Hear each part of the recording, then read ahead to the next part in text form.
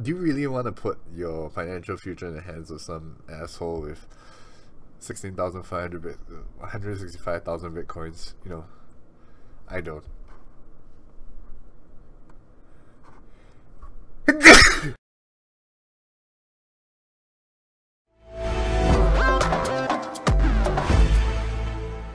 First of all, this is not financial advice. This is just my opinions and for education purposes only.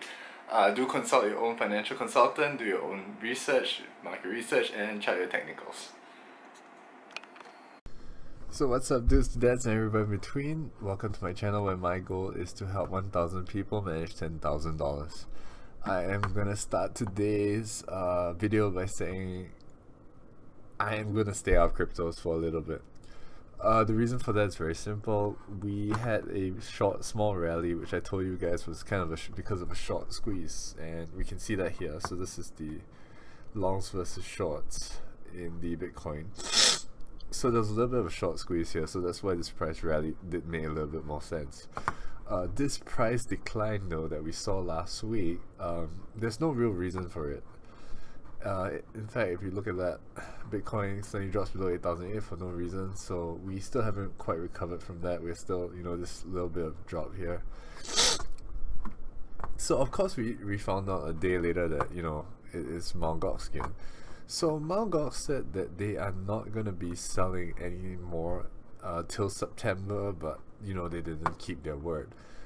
And of course all cryptocurrencies are tied to Bitcoin, and you know, this just kind of happened. So my XRP position, I sold it out because I just didn't want to be part of that.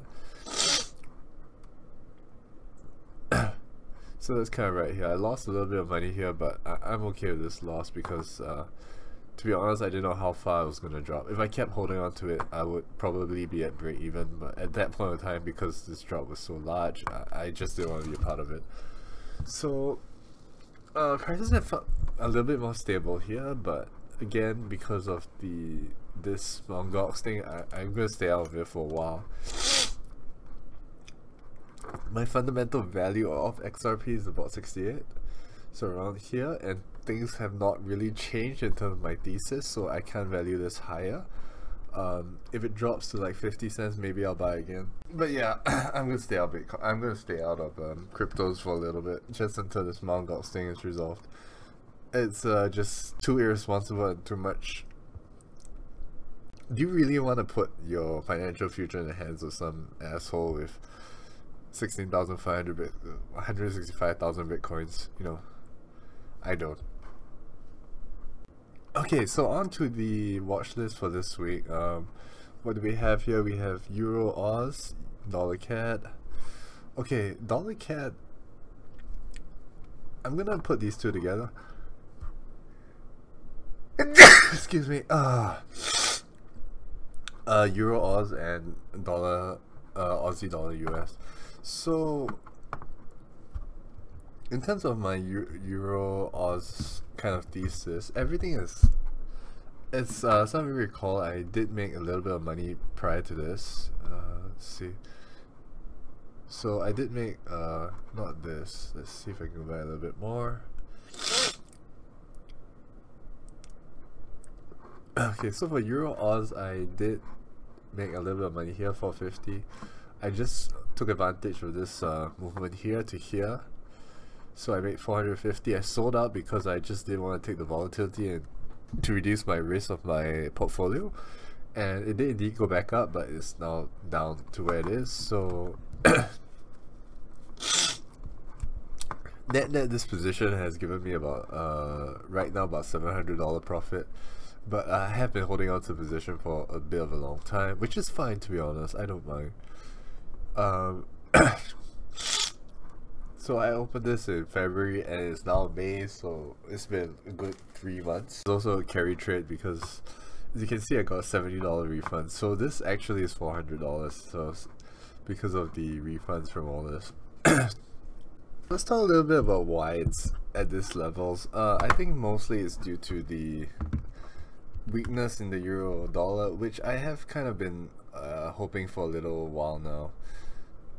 for those of you that know, I kind of wanted to go short, and I did go short because I believe that the euro wasn't as strong as people made it out to be, or the market made it out to be. CFTC data would also show that, but I don't. Yeah, let's see if I can find it.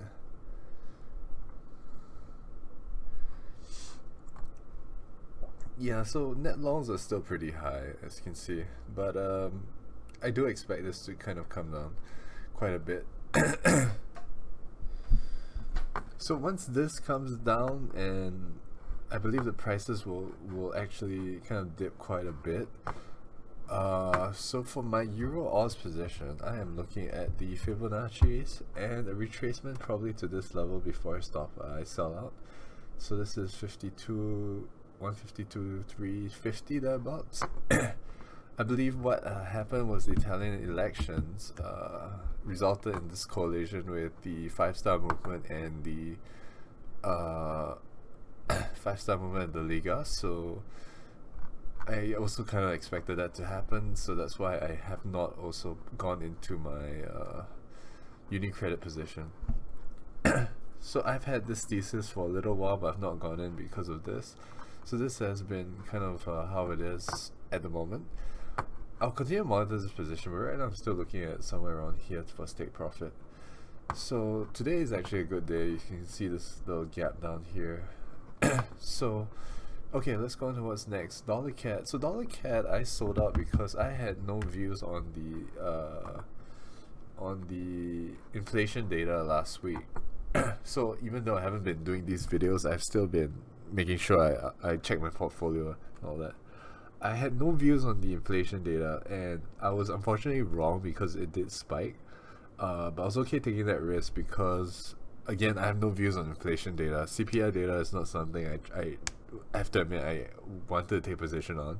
I prefer to trade balance, import-export numbers. So those are where my thesis lies. It's not that I don't know how to trade inflation data, it's just I didn't really have a view for Canada, so I just left it as it is. So it's come off quite a bit. I may go back long depending on how we see the week. This week for Canada looks to be quiet. There's wholesale data, but as you can see, it's not very high on this radar. Then the rest of this week is mostly a US dollar centric week. Okay, for the US dollar centric part of it, the DXY has kind of recovered quite a bit.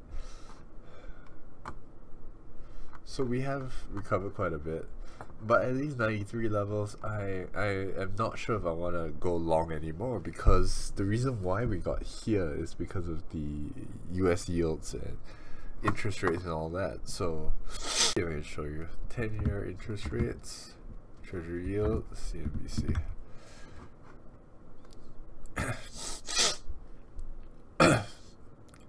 So everybody was kind of freaking out once we broke this 3%, and once we broke this 3%, the DXY kind of just spiked up. So I also don't have any views on the US dollar right now. At these levels, I don't think the treasury yields can go much higher. I think 3.25 is as far as it can go. But I could be wrong, so it's not something I want to bet money on. Right now, the Aussie dollar is a much easier bet for me, so I'm going to stick with that Aussie dollar trade. Having said that, I believe this week is going to be a little bit of consolidation for the XY, because we have done this spike, and we may see another spike something like this. But I don't see any catalyst that could push this higher. There wasn't a catalyst that pushed this down, but again, I don't see any catalyst that could push this higher. So I'm going to stand pat for now on the US dollar until I have some views on it, which I'm constantly researching and looking for ideas, but we're not at the moment. Okay, Best Buy I'm staying out of because yeah, I'm going to remove this from my list. If you guys are into the research community, you know that September tends to be the time where most fund managers are expecting a stock market correction.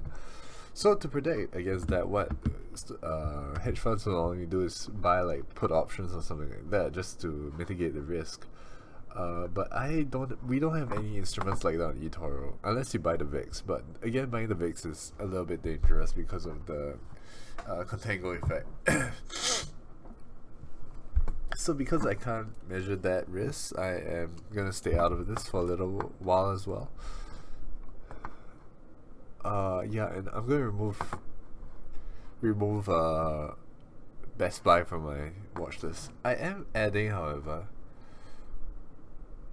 another currency. I'll go through that in a minute. FXI is the Chinese index. So instead of China 50, I am using the FXI. The reason for that is the China 50 is a futures base, so it tends to have a contract rollover, which is a little bit hard to time.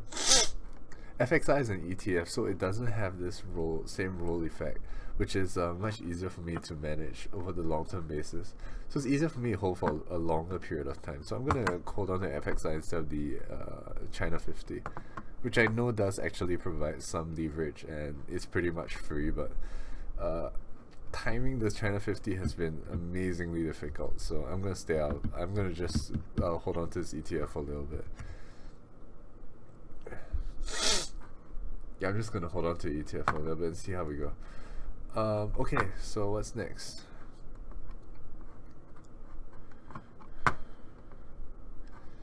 Okay, that's it. I'm gonna add this to my watch list because I have actually done some research on this last year on my blog.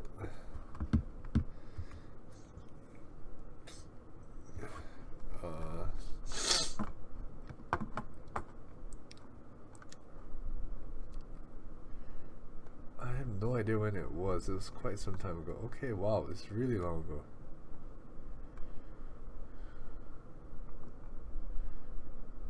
There we go. So April of last year, I had this thesis regarding the Turkish lira, and given what's happening in the political climate, I think this is back in play. But we will have to see, because if you look at this has just been on a tear. It's crazy if you want to try and go short this right now. I do want to short it, but not at the moment. So I'll update you guys on my research on this in a little bit, but not at the moment. So I'm going to take my time and look into this. I have time anyway, looking at that. Okay, so that's all I have for this week. Hopefully this video again isn't too long, but you know, it always overruns. I think I should be back to break even after tomorrow, because again, today was a good day for me with these two theses. And FXI is kind of returning back to green as well, so I expect this to be a good week, you know, a good week and a good reflection on this. So I should be back to break even again. Okay, so thanks guys, that's all I have. So I hope you liked that video. Do me a favor, like, comment, subscribe, or watch a video recommended by YouTube here, or watch one of my videos here. Thanks.